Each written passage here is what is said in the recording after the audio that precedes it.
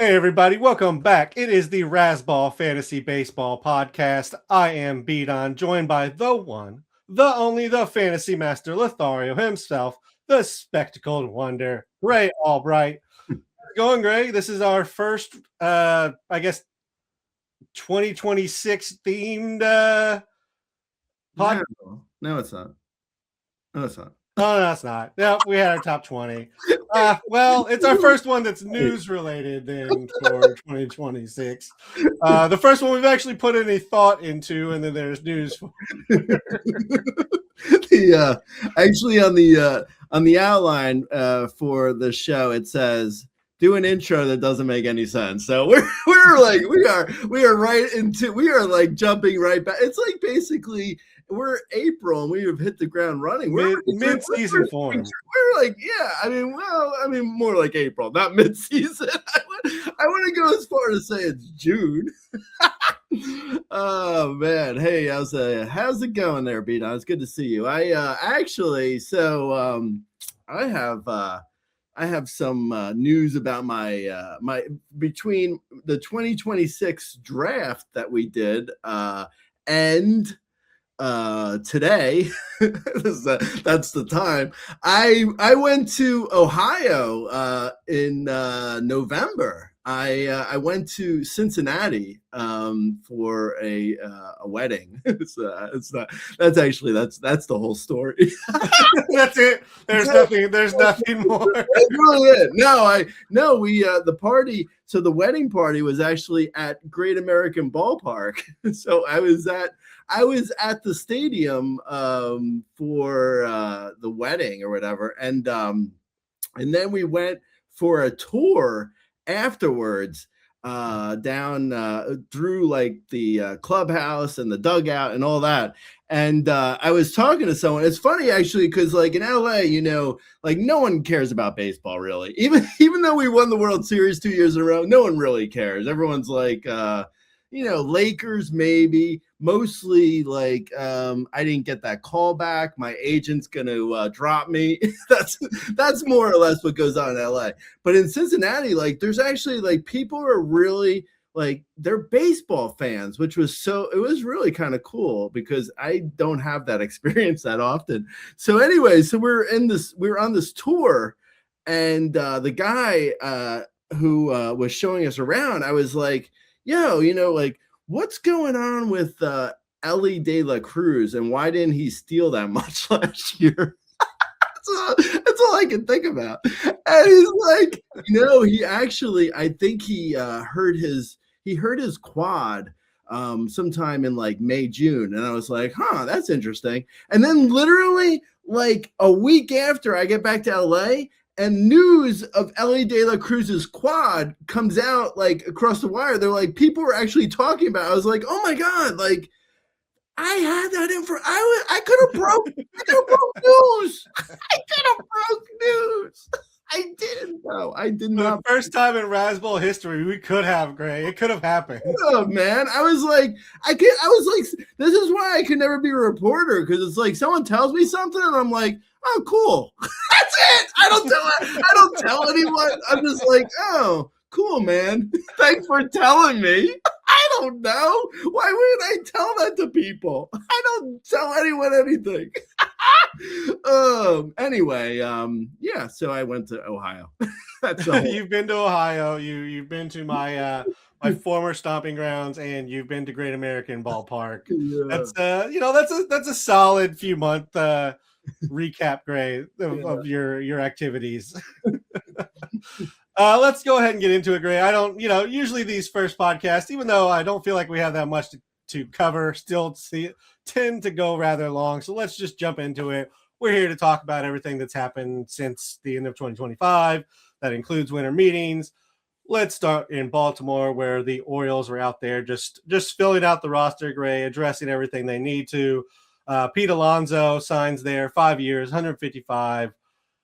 Last year, he had 38 home runs, a stolen base, 87 runs, 126 RBIs. He hit 272, 347, 524. He had a 22% strikeout rate, 8.6% walk rate. He had a career best barrel, hard hit, average exit velocity, hit for his best average. Does the park change where you hear your expectations as Pete Alonso moves from New York to Baltimore? Well, I mean, the park changes. It would have been like last year, Camden, they moved the fences in. And if I would have heard that with Pete Alonso going there, if they would have changed the fences like this year and Pete Alonso would have signed there at that point, I would have probably been like, oh, he's going to hit 60 homers. But because, like, I mean, we know the fences moved in and then Gunnar Henderson basically became Adam Frazier. So I don't know what park changes mean anymore is basically what I'm saying. I feel like I'm at sort of it's like, you look at StatCast where it's like, oh, this guy would hit so many homers if he called this park home. And like that really never does anything. It doesn't really make any sense ever. It's like a fun little like tidbit that doesn't really mean anything. But anyway, I was like, Pete Alonso leaving the Mets was really, I'm not a Mets fan, but it really kind of annoyed me because like I felt like Steve Cohen, the Mets owner, was going to, spend all this money and it was going to be like, oh, we're going to build a contender. Instead, they're just like, well, we have Juan Soto and Francisco Lindor and let's see what happens. So I don't know, man. I don't know what's going on with the Mets. Maybe by the time people listen to this, they will have signed like Kyle Tucker or someone and, maybe they have a bigger plan in mind. But with Pete Alonso going to the Orioles, I will say it's probably like, I would say it's probably like he's the kind of guy where it's like 40 homers is basically his projection for no matter what park he's going to, right? Like he's not gonna dramatically change because he's going to a different park. Unless he was going to like Bing Bong Stadium in Sacktown where the A's play, and then he's probably going to hit 60 homers. But in Camden, I would guess 40 homers, give or take 3 on each side is probably around what you should project him for. I think the hard hit was nice last year.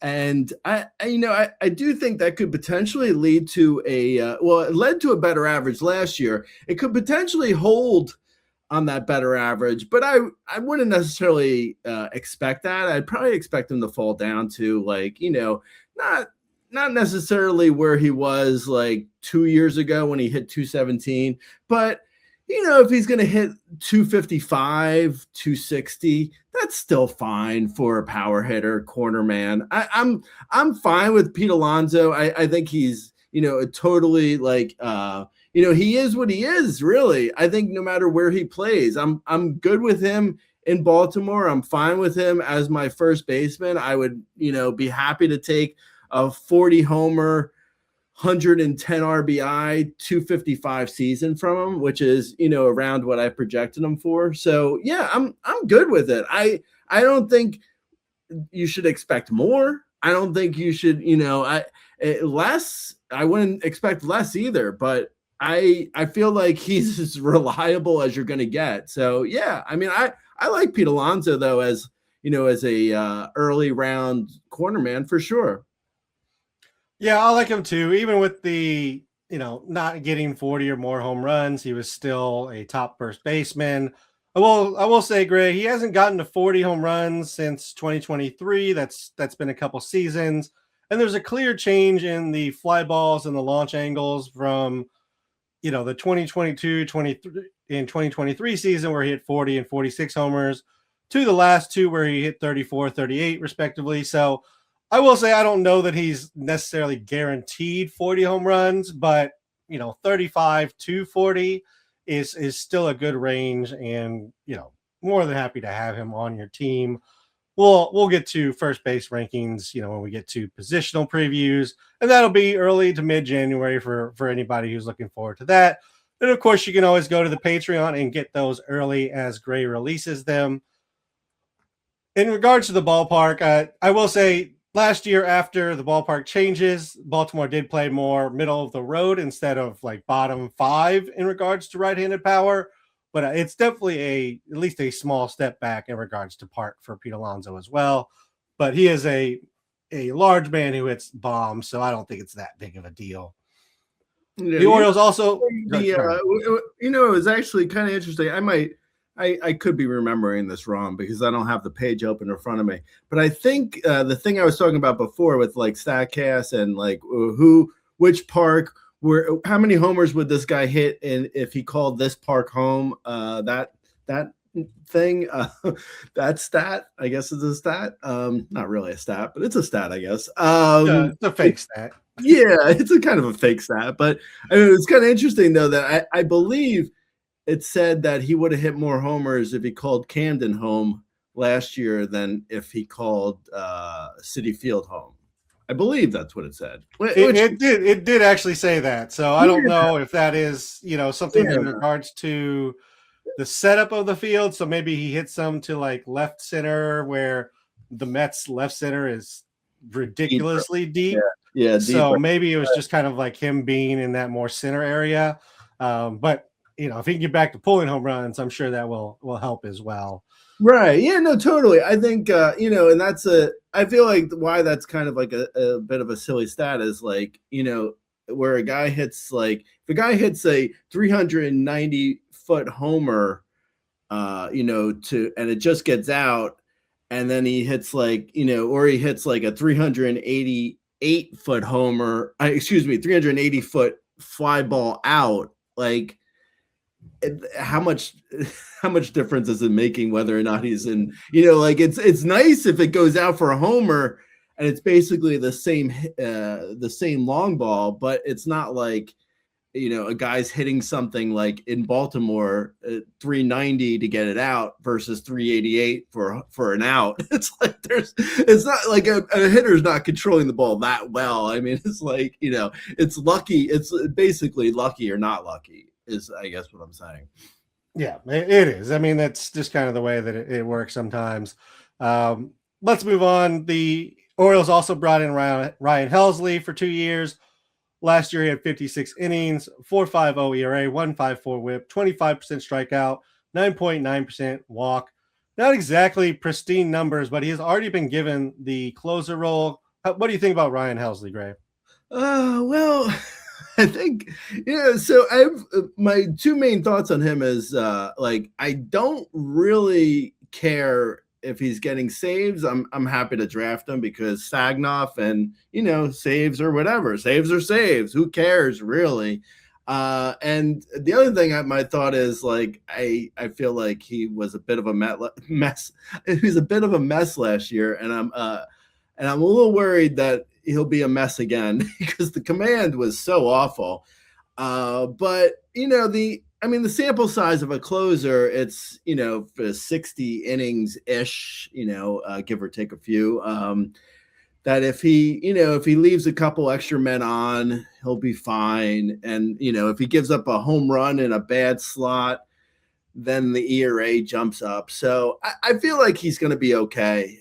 He was really difficult to I rostered him in NL only, where I held on to him after he was traded to the Mets last year. And he was awful. I mean, he was awful. It was really, really painful. But, saves are saves. So I am willing to get back in on him. I do feel like he could be fine. I do think, even though last year was so bad, I do think he can be okay. Yeah, no, I tend to agree. Report that he was tipping his pitches as well, which would lead to why, especially once he got traded, he got hit so hard. So I am willing to give him a pass, and he's going at least early on in a pretty acceptable ADP range. So that'll obviously change as we get closer to the season. But if he stays in that range, I could definitely see grabbing shares. And like you said, for whatever reason, I do kind of trust him. And part of it, I think, is probably just the park helps him out a little bit as he moves to Baltimore from St. Louis as well. The last kind of big move the Orioles made was a trade. They traded Grayson Rodriguez to the Angels, and Taylor Ward came back to Baltimore. Taylor Ward had 36 home runs, 4 stolen bases. 86, 103. He hit 228, 317, and 475 last season. Let's talk about both these pieces of the trade. Taylor Ward to Baltimore, Grayson Rodriguez to the Angels. I think guys that we've liked at their respective ADPs at different times, and then maybe not so much at other times. Yeah, no, completely. I think Taylor Ward, I believe, was a sleeper for me about 2 years ago, maybe 2 or 3 years ago.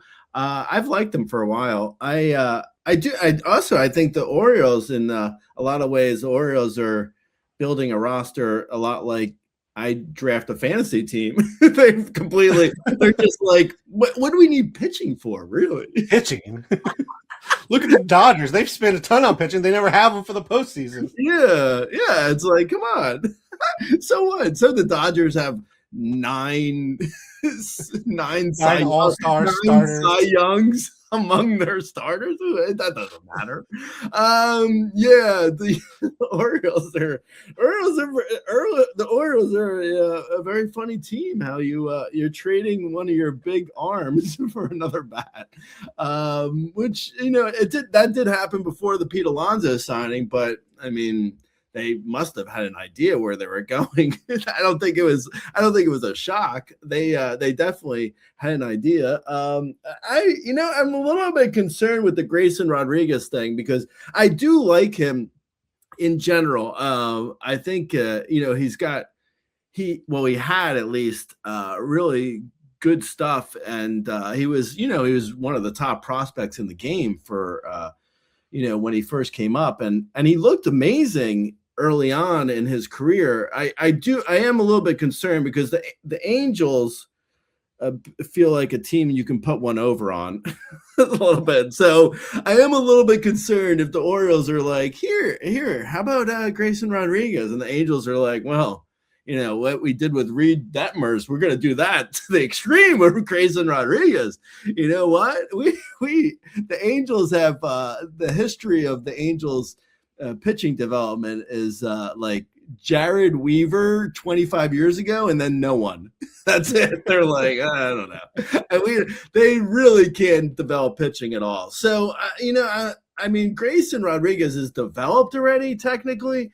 I do worry a little bit though about the injury. I think I don't know, man. I mean, it was an elbow thing, so it's like that's always a concern. I feel like Grayson Rodriguez is like probably a good flyer for like the back end of like a 12-team mixed league draft, like maybe in the the 220s overall, possibly.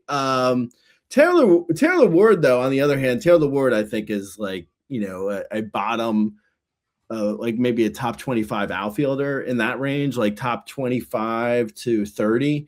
So you're looking at like bottom of the top 100 for Taylor Ward. I have no problem with Taylor Ward at all. I think, last year the average was a bit low, but I think that was a little bit to do with, he got his launch angle up. His launch angle is so high up at this point that he's hitting a lot of homers and not hitting a lot else, which is fine. I mean, it is what it is. Like, it's like he looks like, what you were probably hoping for from Teoscar Hernandez or something. Like, he's like, a 35 homer, 240 hitter. That's totally fine. I have no problem with that. It's like, that definitely is a build dependent kind of guy. Like, you don't put that next to, all guys that are 35 homer, 220 hitters, but, on the right team, I have no issue with Taylor Ward. I think, he's actually a guy you're building off of versus a guy you're building to. So, and what I mean is like, if you're drafting Taylor Ward before you're drafting, someone like, I don't know, Spencer Torkelson, say, who is, a similar guy, but Torkelson's going to go after Ward. So you may not want to put those two together, but it depends on the rest of your team. But yeah, I like Taylor Ward. I have no problem with him. I think he's in that stadium, in the new stadium, 35, 240. sounds, maybe 32, 240 in that range. And yeah, Grayson Rodriguez is a flyer at the back end of shallower mixed leagues. Yeah, it'll be interesting to see if Taylor Ward continues with the extreme launch angle or if he kind of drops back down into where he has normally sat. For that reason, I'd probably say like 25 to 30 just to kind of hedge my bets a little bit in regards to the projection for him. But yeah, I have no problem with Taylor Ward. He tends to kind of sit middle lineups because he does have the power. And, he can take a walk as well. So he's not a complete just drain on that despite some not ideal averages, especially last year, again, with the increase in launch angle and fly balls. That definitely didn't help his average. I will say he does not have, like, in Anaheim or LA or whatever you want to call the Angels, like there was nobody to push him off of hitting in the middle of the lineup. If he struggles in Baltimore, he can end up hitting 8th or 9th potentially. So that is maybe the only concern I have with Taylor Ward is just kind of the platoon / it's a much better roster than he was formerly in, but he should be just fine. The Orioles also signed Andrew Kittredge and Leody Taveras. That's not big deals. We're not really going to cover that here, but just wanted to mention it as the Orioles made a lot of moves. Moving over to New York, the Mets, aforementioned Mets, who lost Pete Alonso, also traded away Brandon Nimmo to the Rangers, and they got back Marcus Semien. I don't understand this, Gray. If you could explain anything that's going on in Mets land, that would be well appreciated. Yeah, no, I know. I took some crap for being hard on the Mets about this trade because I feel like this is an awful trade, but there are Mets fans who are like, because Nemo's fielding was so terrible and a second baseman who can field well is, there's some value to that. So like somebody in a wheelchair. I guess real, yeah, exactly. I guess real baseball might look at this trade as being a little more even than I look at him like, this is terrible. This is awful, man. What are the Mets doing? This is I don't get it. This is just so dumb. I hate it. I really do not hate. I really don't like this trade at all. But anyway, for fantasy, Marcus Semien, I think at this point, he's been steadily declining for so many years. Arlington was a terrible park. But, Citi Field's not going to be that much better. His speed has been completely, almost gone from his game completely. So, if he's at a 7 to 12 steal guy, which is actually, I feel like might be optimistic. But if he's at a 7 to 12 steal guy and he's got 20 homers, 2012, 230, 225. It's so bad. It's probably a MI at the back end of a 12-team mixed league, maybe 250 overall, 225 overall, somewhere in that range. It's not great, and it's also not a place where in that range you could probably get someone like a Caleb Durbin or something, and it's why not go for the upside? Instead, you're going for the downside. Don't love it. I'm not a fan. So there's that. And then Brandon Nimmo's actually been remarkably solid for the last, handful of years. He's got a guy, he's shown decent speed, not always using it, not always stealing bases necessarily, but he's been pretty consistent the last 2 years for his speed. And then his power has been relatively the same too, so you're looking at, say, not too dissimilar from Marcus Semien, but a 22, 12, 260 hitter. And also you're looking at a guy who's probably going to be leading off for Semien, who's going to be at the bottom of a lineup. So I think Nimmo is actually a little bit underrated. I think Semien might be a little bit overrated.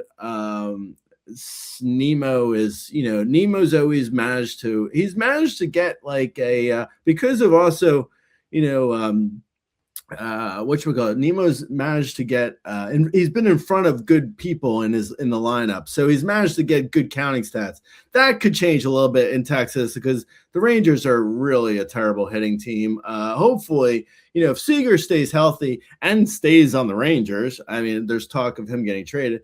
But Langford, I guess if Langford comes into his own, but there's a lot of question marks in the Rangers lineup. So, Nemo's counting stats will take a little bit of a hit in the Rangers lineup, but overall, I like it better for Texas. But, neither of the guys are really superstars necessarily, but Nimmo is probably a little bit underrated and Semien is Yeah, I mean, average defense at second base or slightly above average. I mean, Semien has traditionally been good at defense, but last year, not so much. It just feels like a huge overpay for defense at second base, which is, I mean, the easiest position to play in baseball, quite honestly. Hey, Didon, actually, I was a second baseman. Yeah, me too. That's why I can say this, Gray. I actually played every infield position. So okay, fair enough. I feel like I'm fully capable of speaking to this. Second base is the easiest. You don't have to have any kind of arm, and you're asked to cover the least amount of distance. So yes, I fully believe that second base is the easiest. And also, there's with all the shifting, it makes it even easier. I know that we've gotten away from the dual side shifting, but still. And fields in, grounder to Gray. Guys coming home, only 3 hops to get it to the catcher. Yeah, I mean that's about it, Gray. I mean, you could probably take your glove off and throw it opposite-handed, still be all right most of the time at second base. So that's what we're going with here. And it's not like the Mets couldn't have moved Nimmo to DH if they're really that worried about their defense. Like, does Ronnie Mauricio and Jared Young need to really play out there very often? Like, I'm just asking for a friend here. Let's move on to the other move. The Mets actually did bring in somebody, and that is Devin Williams. He stays in New York but switches leagues. They get him on a 3-year deal. I saw, just because the Cubs news, he was actually wanting to go to the Cubs, but the Cubs lowballed him, so he's a Met. 62 innings last year, 4.79 ERA, 1.13 WHIP, 34.7% strikeout, 9.7% walk. How do you feel about Devin Williams taking over for Edwin Diaz?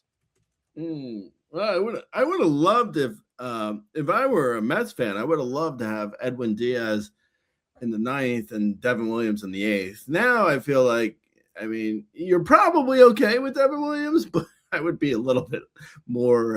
I would be a little bit more worried. I think Devin Williams is actually a good bounce back candidate, though. I think his stuff looks fine.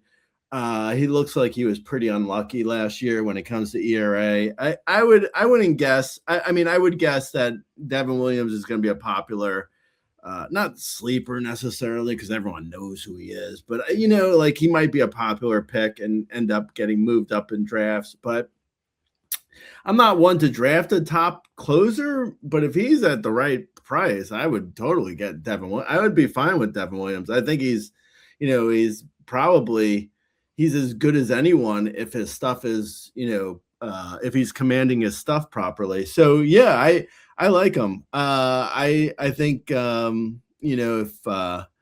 if I would say roughly like a bounce back to like his Brewers years when he had like a 1.5 ERA. I don't know if I'd say that, but he could be a 2.5 ERA guy with 13 plus K per 9 and have like 30 to 35 saves. So yeah, I like Devin Williams a lot. I think he's probably going to be priced too high for me specifically. I would guess he's going to be somewhere in the at the latest maybe in the 60 to 70 range, maybe. But That's me guessing. I'm not really. I'm not sure. But I like him. I think he's probably just going to be too expensive for me, at least. Yeah, I mean I feel like that's usually how it goes for both of us in that regard.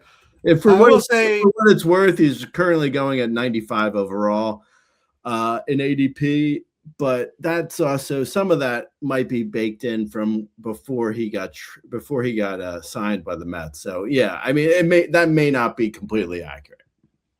Yeah, I mean if he stays there, we might have some shares, but he probably gets a bump at some point potentially. Yeah. I will say part of I think the difference for Devin Williams was just the defense. Unfortunately, the Mets were pretty awful on defense last year, so I don't know. But now they have Marcus Semien at second base. Yeah. I mean, it probably is. I mean, I do like him for a bounce back. I just don't know if he's getting back to sub 2 ERA, sub 1 whip without the defense behind him, because he is a little bit more of a ground ball closer, which isn't typical. But I still like him at that draft cost. Let's move over to Toronto. They needed a pitcher, and so they went out and got one. They brought in Dylan Cease for 7 years. Last year, he had 168 innings, went 8-12, 4.55 ERA, 1.33 WHIP, 29.8% strikeout rate, and a 9.8% walk rate. What do you think about Dylan Cease's landing spot here, and just in general? Because the numbers again don't sound amazing, but he kind of had a couple of rough months that made it worse.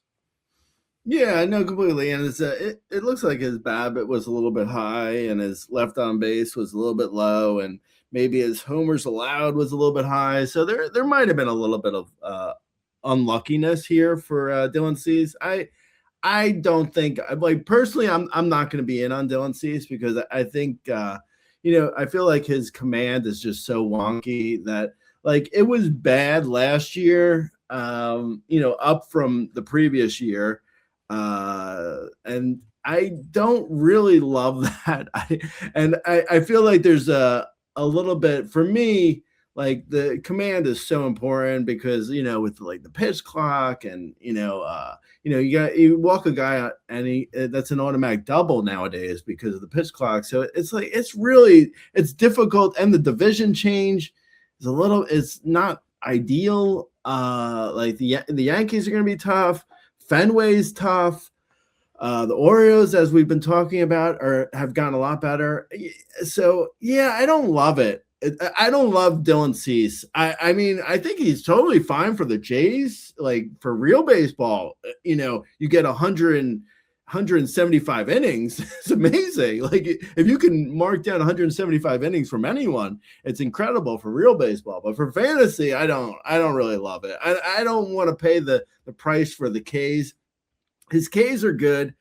The ERA could be anywhere from 3.5 to 4.5. It's like, what am I doing there? What am I doing with that?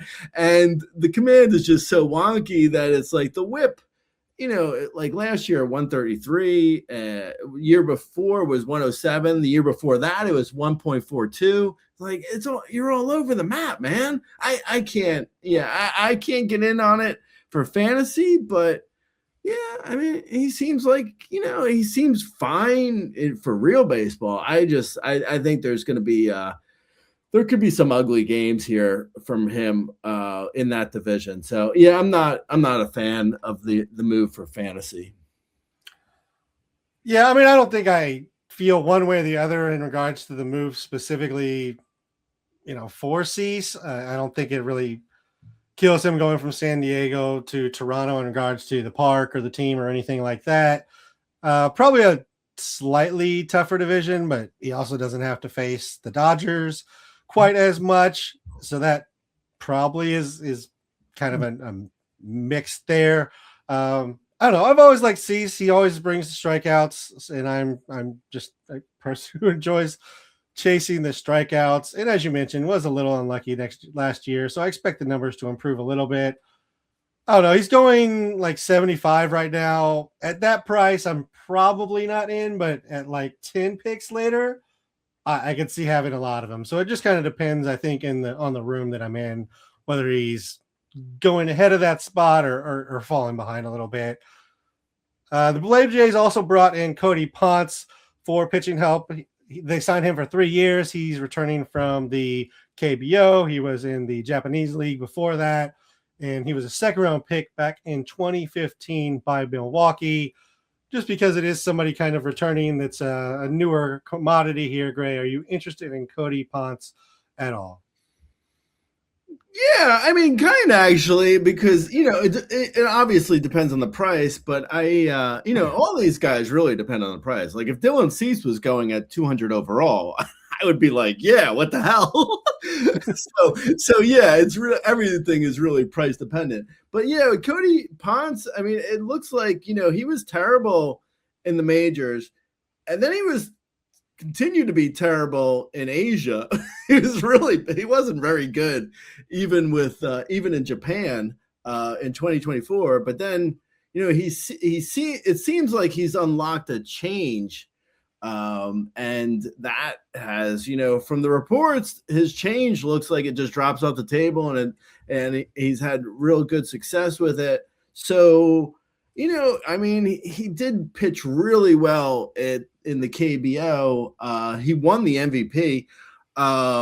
His stats in the KBO are like insane. 180 innings, 1.89 ERA. Just like, no one hit him for the entire season, it appears. So I KBO to the US when it comes to pitchers, it's not usually you shave off like 3 or 4 on the K per 9, and the ERA usually bounce a little bit. I mean, I'm thinking Merrill Kelly comes to mind for the last real big success, I think. Maybe there's another guy who I'm forgetting, but yeah, I mean, Merrill Kelly, he was there and he pitched, he seemed to unlock something, came back to the States, and he's been good for 5-6 years now. Merrill Kelly, that is. So yeah, I mean, I don't think it's it's not like, just because a guy is good in Korea, it means he can't succeed here. I just think it's probably a success of he goes from being an ace in Korea to probably you're looking at like a 4 or 5 starter, a 4th or 5th starter in the US, which is fine. I mean, that's totally acceptable if he's I'm actually, because of what his price could be in drafts, I could see myself having Cody Ponce more than Dylan Cease. So yeah, I'm kind of interested. If the command stays. And the command should stay, and his command was good. Cody Ponce, that is. His command was good in the KBO. It was a 2 walk per 9. So if his command stays relatively close to that, and he loses, 4 on the K per 9, then you're looking at a guy who's right around an 8 K per 9 and a 2 walk per 9. I mean, that's kind of a number 4 to number 5. I mean, it's decent enough where, maybe I projected him for a 3.97 ERA with a 1.3 WHIP. It sounds about right. It sounds about like what you would expect from a guy, coming over. Of course, the AL East is going to be a lot better than, what he was facing in the KBO, but that comes with the territory, and the price depends on it's price dependent, but I think the price will be okay, good enough where he's draftable. Yeah, I would imagine he's going to be pretty much free until the only thing I could see is like if he gets to spring training and he's just demolishing people, he might jump up from basically undrafted to drafted very late. That's about the only change I would expect from him. But in regards to the changes that you mentioned, the fastball is up at over 2 miles an hour, and he was sitting 93. He was averaging 95.5 last year, touching 97, 98. As you mentioned, he developed a changeup as well as a cutter. So there are marked changes that show why he was better last season. Whether he can carry those over, we'll see. But it is an interesting name to jot down for the end of your the end of your drafts, we've definitely seen players come over from Japan or Korea and have success. And as you mentioned, we're not asking them to be a 1 at his draft cost. You're not even asking him to be a 5. You're asking him to be a bench guy that maybe has value and you can stream. And if not, and it doesn't look like any of the changes held, you just move on. Let's move over to Tampa Bay, where they have Cedric Mullins. They brought Cedric Mullins in on a 1-year deal. Last year, he had 133 games, 17 home runs, 22 stolen bases. He had 216, 299, 391. He had a 24% strikeout rate and a 10% walk rate. This feels very Rays, and he'll go back to being in a platoon just like he was much of last season. Yeah, that's almost exactly what I was gonna say. It seems like a real Tampa Bay Rays type move, like Cedric Mullins. Oh, okay. And then he'll play like 130 games, and he'll have like a 2 WAR or something, and it'll be like, yeah, I guess he was good for the Rays. I don't know. Yeah, I mean, he's still got like 15-ish homer power, 20-ish steal speed. The average is really bottomed out. And I worry the speed might be the next thing to go. So I feel like there's a little bit of like, for an AL only guy, yeah, for sure. Like, 4th outfielder AL only, but for mixed league, I don't know. You're maybe a 15-team mixed league flyer at the towards the end of your draft, and you hope that the average it like bounces back from last year. At it was 216 last year. Hopefully it bounces back from that, and hopefully the rest of the stuff stays where it was. But yeah, I don't feel like Cedric Mullins is going to save your team probably if you're drafting them. But yeah, you might be okay. In AL only, yes, absolutely. Yeah. And to be fair, Cedric Mullins was better in Baltimore than he was in for the New York Mets. So maybe there's hope for Pete Alonso still to improve. The Rays, in another truly Rays move. Actually, that brings up a good point. We're over here like saying like Pete Alonso. Like, have we discussed the fact that everything the Mets touch turns to like terribleness? And the fact that he's leaving the Mets alone could be like, I mean, that alone could make like Pete Alonso could become like a 55 to 65 homer guy. It might be better than going to Coors, honestly. Just leaving the Mets or leaving the Rockies organization. Like, it's better to just be outside of those organizations. Imagine the A's or no, not the A's. Let's say the Rays. Imagine the Rays organization, but they played their home games in Coors. Like, what? Oh my God, man! That'd be some fun baseball to see. I'm sure it'd be much more fun than the current Denver team. That's for darn sure, Gray. Rays also claimed Jake Fraley off of waivers. I'm just going to mention that. No reason to talk about it. The Rays just going to do actually what everybody does with Jake Fraley, so no big deal there. Moving over to the Dodgers. Of course, they went out and filled their only hole that they have, which was closer. They brought in Evan Diaz, 3 years, 66 innings last year, 1.63 ERA, 0.87 WHIP, 38% strikeout rate, 8.1% walk rate. And so the Mets said, screw it, we don't need him. We'll pay Devin Williams instead and let him go to L.A., Thanks a lot, Mets. And quite frankly, everybody in the NL who let the Dodgers sign anybody. Yeah, no, completely. Yeah, the Dodgers should not have been allowed to sign Edwin Diaz. Like that, not saying like the Dodgers can't sign people, but they like other teams should have been like, no, you can't. That's like someone should have stepped. Like there's 29 other teams. Like someone else should have been like, no, we'll go $1 million more just so the Dodgers can't have the best closer in baseball. I mean, come on. They have the best hitter, like the best rotation. I mean, come on, man. Like this is ridiculous. And I live 15 minutes from Dodger Stadium, and I think it's ridiculous. I mean, it's like it's so like competitive balance is just a mess right now. And it's not looking good for 2027. Oh man. Yeah. So Edwin Diaz, I think like I mentioned, I think he's the best closer in baseball. If not, I mean, he's like close to Mason Miller, and he's up there. It's like Mason Miller's 1A and Edwin Diaz is 1B maybe, but they're very close to each other. And yeah, Edwin Diaz is probably in line for I project him for 37 saves. Just it's probably even being a bit pessimistic. I mean, he could easily save 45 games easily with the Dodgers. And his Ks have been solid. His ratios have been solid for now, like his whole career, basically. So yeah, I mean, Edwin Diaz is amazing. I assuming he's healthy all year, I don't see why he won't be either the best closer or the second best closer.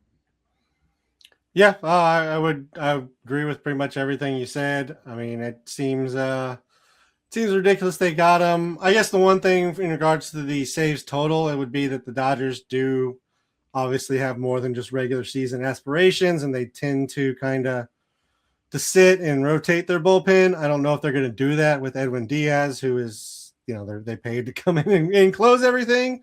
But that has been kind of the Dodgers' MO, is to spread it around a little bit still.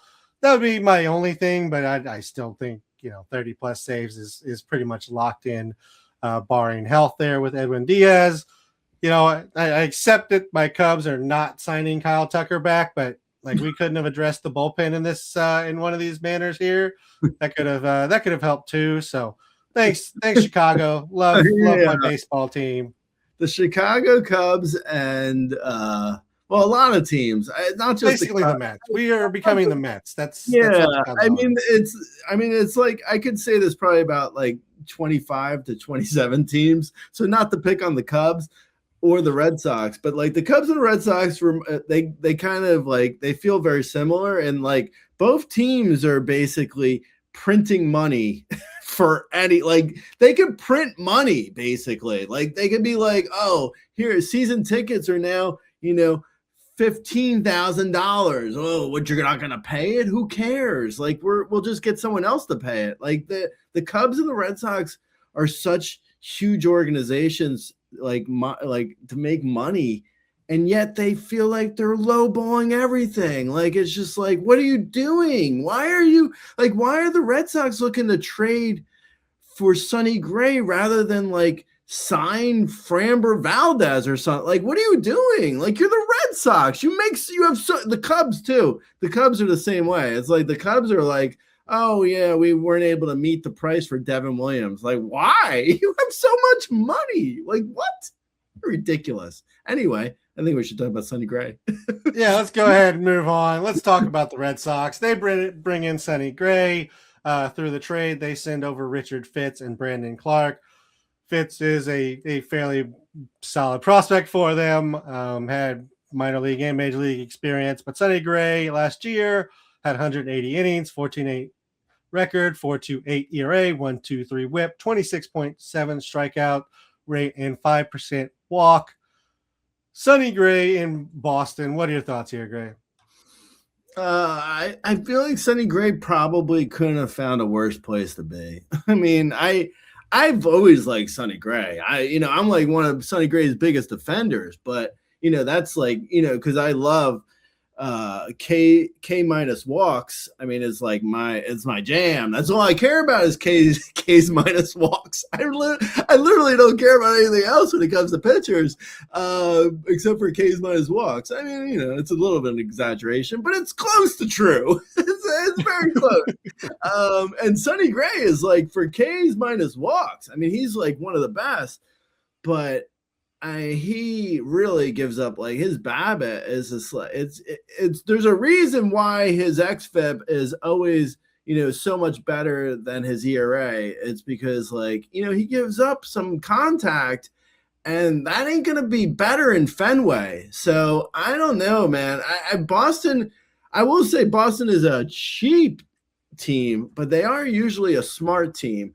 So, I mean, they must see something with Sonny Gray that I'm not seeing. But I'm really concerned about Sonny Gray with Fenway. I think it's probably the worst place for him to be with, the balls going off the wall, off the monster. So, yeah, I'm out on Sonny Gray, man. I've liked him for years because of the K's minus walks, but I can't get in on him being in Boston. You can't sell me on it.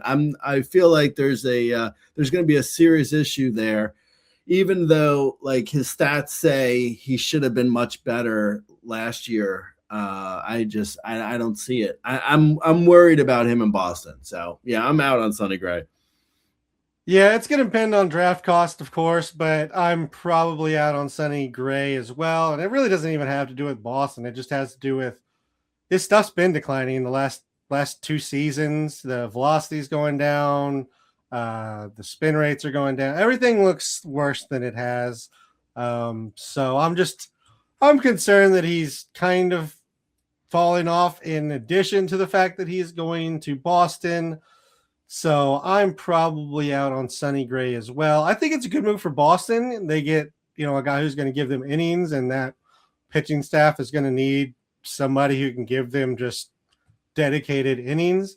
So I understand it from Boston's point of view and what they're doing. For our purposes, I don't particularly love it for Sonny Gray.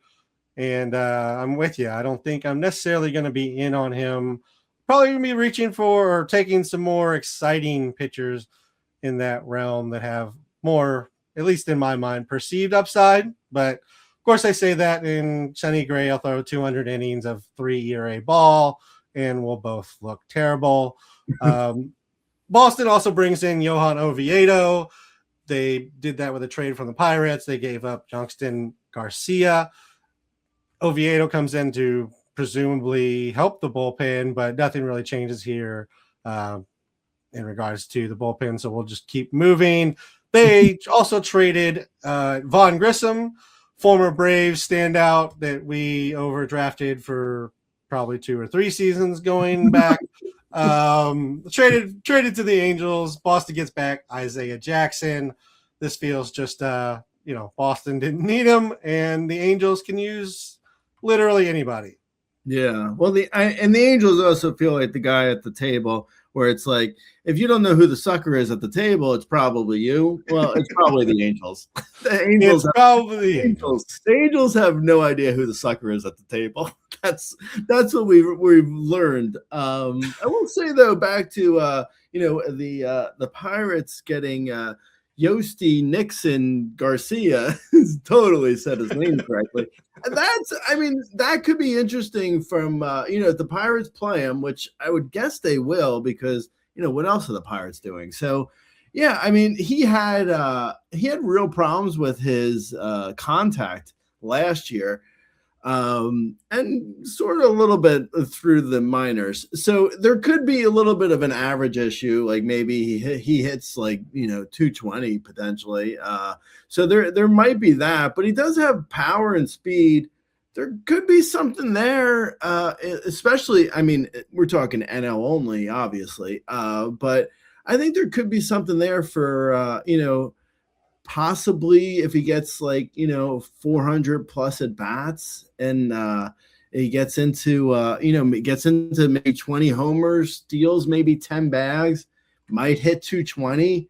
It's not going to be all great, but there could be something there. So yeah, that's someone to keep your eye on for sure in NL only, if nothing else. Yeah, good power. Has always been able to take a walk, especially so OBP leagues. He's going to get a little bump, even if the average doesn't necessarily come up from where it was in the minors, or I guess translate from the minors to the majors. I will say it's the Pirates, so there's a better than 0 chance that they just bring in some random veteran to play for 2 months until they bring him up. But if they're going to play him from day one, I agree. I think that's an interesting name to kind of keep in the back of your head, especially for NL only and deep leagues. But he may end up, again, if he plays every day, may have more value than that potentially. Yeah. Moving over to Atlanta, They bring in Robert Suarez for 3 years. They pair him with Raisel Iglesias. I assume Suarez will have the lead in the closer role to begin with. Last year he had 69 innings, 2.97 ERA, 0.90 WHIP, 28% strikeout rate, 6% walk rate. I mean, I feel like a lot of people were really worried about Robert Suarez last season, and then he just pitched amazing. What are your thoughts on him moving from San Diego to Atlanta? Is this the fall we were thinking was coming last season, or do you like this move? It's interesting. They went out and they got Robert Suarez to a guy who everyone was worried about last year. They paired him with a guy who everyone's worried about this year with Raisel Iglesias. And last year. And last year, I guess, too. Yeah. It's just like, here's some issues to work out. You guys go work them out together in the bullpen.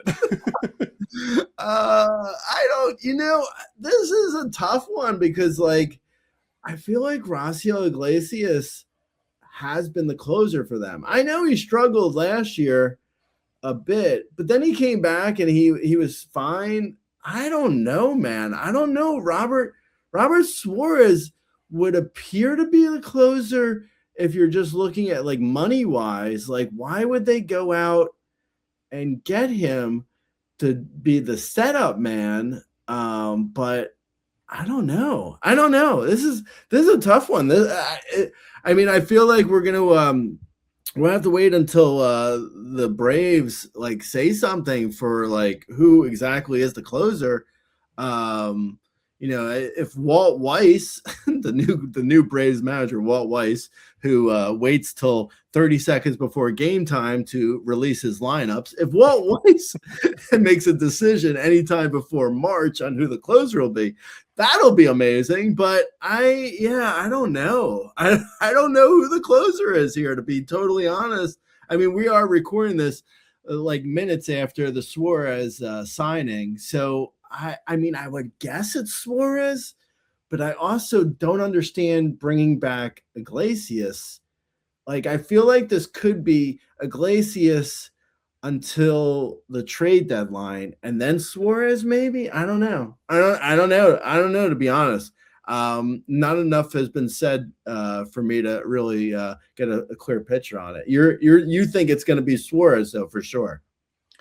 I mean, I think it's Suarez just because they went ahead and brought him in. I would assume he comes in assuming he's the closer. It feels like he's one of those guys, like, wherever he was going to go, he was going to get the closer role. But then again, maybe they were just paying him the most. Iglesias, for whatever it's worth, was just awful the first 3 months and then was pretty much pristine August, September. So right. And they re-signed him. So it's So I really don't know which Raisel Iglesias we're getting. Are we getting the 6 ERA guy from April and May? It's also tricky too because there's a new manager. Like, if it was Snicker again, I'd say for sure Iglesias, but a new manager, maybe a new philosophy, maybe like, no, I want Robert Suarez, or it's an open competition even in the spring. I don't know. Yeah, it might actually just be an open competition and see who earns it, or maybe Iglesias pitches away and Suarez pitches at home. Since they both had splits, they would say that that's the way that they should go. But who really knows here, Gray? We'll keep an eye out for it, and we'll cover that as we get into rankings and everything. And I'm sure if you pay attention to Gray's articles as well as our social media, you'll see different things as we get news as well. The Braves also bring in Mike Yastrzemski. I don't know if you want to say anything about them doing that, but I just thought I'd go ahead and mention that. No, not really. I mean, He's fine for NL only. I feel like he's the guy who, without, like, this might be anecdotal and untrue, but I feel like I've drafted Mike Yastrzemski in an NL only league every year for like the last 5 years. I mean, he's so like whatever that it's like, as a fifth outfielder in NL only, it's like, he plays for 130 games. He gives you 17 homers, 5 steals, 230 average. I mean, it's awful for mixed league, but for NL only, it's like, you could do worse. Yeah, I mean, he pretty much is a 1 month on, 1 month off guy. You know, he's getting old, so that's about all I can give you is a month, and he has to take a month off. But he does have his moments of usefulness in deeper leagues for sure. A couple of minor ones here, Gray. Well, I'll just throw them out there, and then we can talk about them if you want to. Harry Ford and Isaac Leone traded to the Nationals. Seattle gets back Jose A. Ferrer. The Diamondbacks signed Mike Soroka. Angels bring in Alek Manoah. And the White Sox bring in former Mets top prospect Anthony Kay, who is returning from Japan. Anything you wanted to say about any of those moves? You know what? If anyone could fix Alek Manoah, I'm gonna guess it's not the Angels. I'm gonna go out on a limb and say I'm out on like a limb that is basically a 500-year-old tree in Yosemite. This limb is so sturdy. I'm on the most sturdy limb in the world, and I am saying without a doubt, I don't think the Angels are gonna fix Alek Manoah. But you know what? Good luck, guys. Hey, Artie Moreno, Angels owner. Hey, man, I got an idea. Why don't we bring in a guy who's been awful for the last 3 years? Tell me less, man. That sounds amazing.